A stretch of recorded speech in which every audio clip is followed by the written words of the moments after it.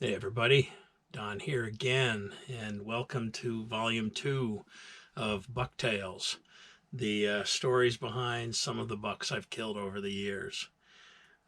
This one is near and dear to my heart, and it's a pretty little basket racked 8-pointer, really tight, nice tine length though, and it is called the I Miss Thanksgiving with My In-Laws, but They Still Love Me buck. And this was from 2005. And as you can guess, this buck was taken on Thanksgiving Day. So back in 2005, my son Jesse was still in high school, and we rotated between my mom's house for Thanksgiving one year and Karen's mom's house for Thanksgiving one year. And this year we were supposed to go to Karen's for Thanksgiving. Well, Karen and Jesse left on Wednesday and to help, cook and all that stuff, or for Karen to help cook. And I had to work. So my plan was to work through Wednesday, and then I was going to come up early Thanksgiving morning and make the 4.5 hour drive up to New York. Well, that afternoon, I was looking at the weather forecast, and we had a big snowstorm coming through. It was supposed to dump somewhere between 6 and 12 inches of snow.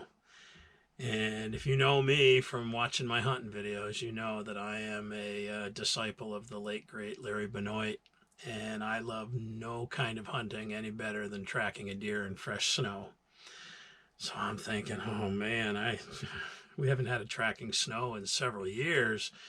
How am I going to get out of going up there for Thanksgiving?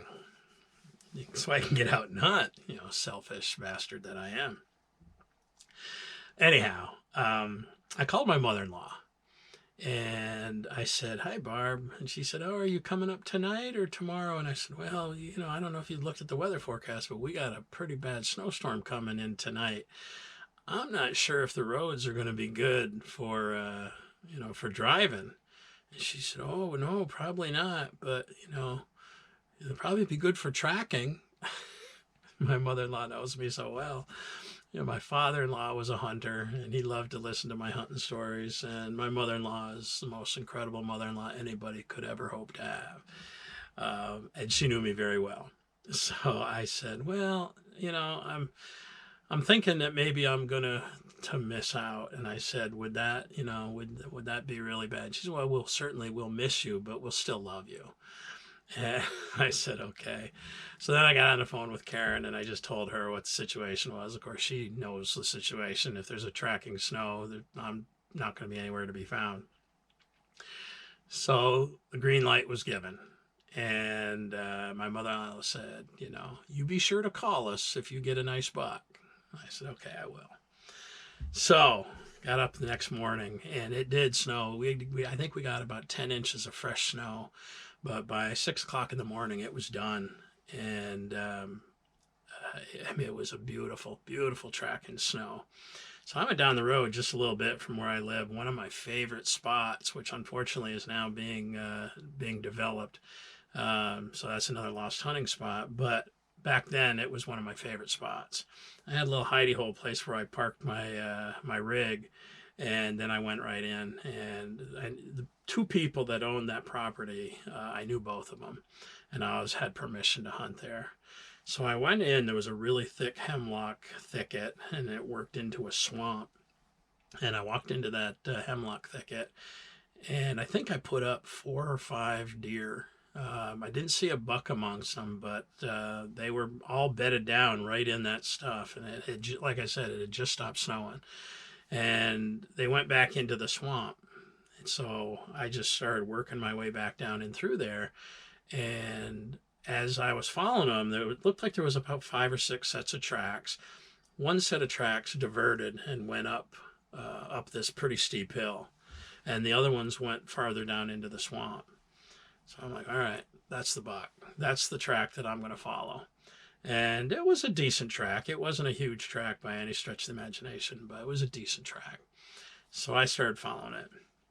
And it wound me up through some pretty thick hemlocks and up on this hill. And at the top of this hill, it was really ledgy. And there was a couple of big blowdowns. I don't know. I think I'd probably followed that deer for maybe 300, 300 yards up this hill. And just, as I'm kind of maneuvering around some of this ledge, boom, I see this deer jump over a blowdown. And I saw that he had a rack. And, me, I mean, if I see a buck with a rack, I'm not shooting spikes anymore, or fork horns, but if I see a buck that's got multiple tine rack, that's a shooter for me here in New Hampshire, especially back then, 15 years ago.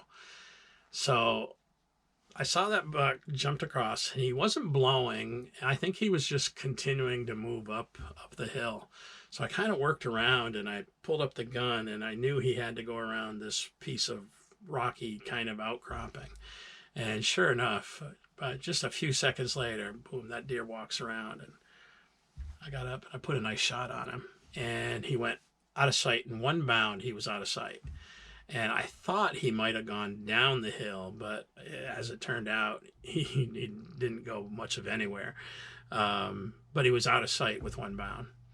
So I'm like, okay, sit down, take a break. You're huffing and puffing, as I do. And I got on my cell phone and I called my buddy Franny. He was not hunting that morning. He'd already gotten his deer earlier in the season. So I gave him a buzz and I said, hey, I think I got one. And he said, where you at? And I told him I was at Wally's place. And he said, well, how close are you to the height of the land? And I said, well, I think I'm right up near the top. And he said, okay, I'll park on the backside of Wally's property and bring the sled in and meet you up there. So I said, absolutely. Started walking up to where I thought this deer had gone, saw where he had jumped the blowdown and where he'd worked over this way, and then there was blood on the snow.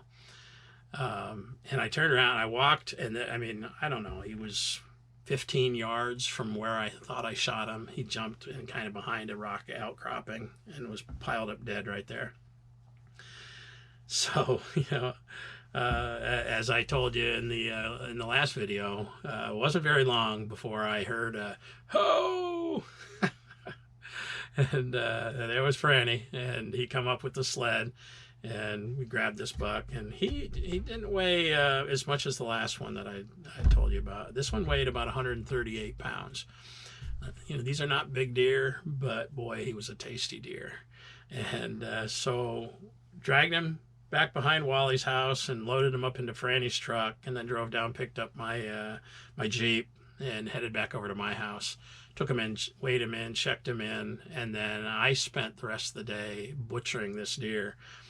Called my in-laws and said, I think it was 10 o'clock. I called my in-laws, and my mother-in-law answered the phone. She said, well, did you get one? And I said, I did.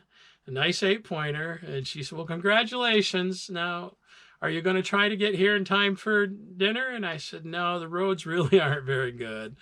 I'm going to cut this deer up. And she said, okay, well, I just want you to know we still love you. So that's the story of I miss Thanksgiving with my in-laws, but they still love me buck. And I love them. We'll see you next time. Peace.